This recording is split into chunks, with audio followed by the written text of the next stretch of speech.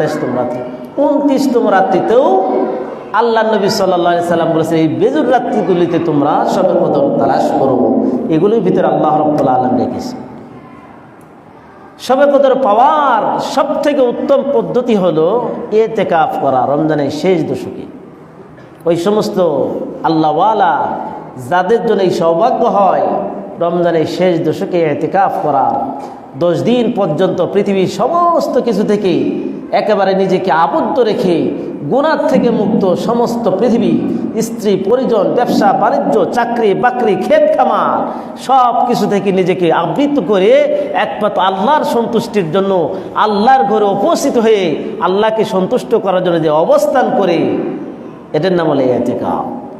রাসূল করিম সাল্লাল্লাহু আলাইহি সাল্লাম জীবনের সব রমজানের ভিতরে সর্বশেষ রমজানগুলোতে তিনি নিজে ইতিকাফ করেছেন।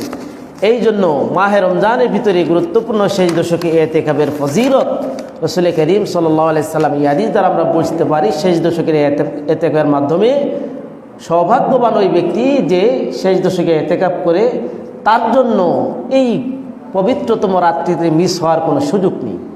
কারণ এই শবে কদরের জন্যই 10 দিন পর্যন্ত সে মসজিদে অবস্থান করতেছে।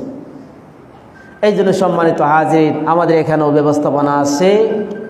ইনশাল্লাহ আপনাদের মধ্যে থেকে যদি এমন হয় যে এই মসজিদে ইতিকাফ করব, নিয়ত করেন ইনশাল্লাহ।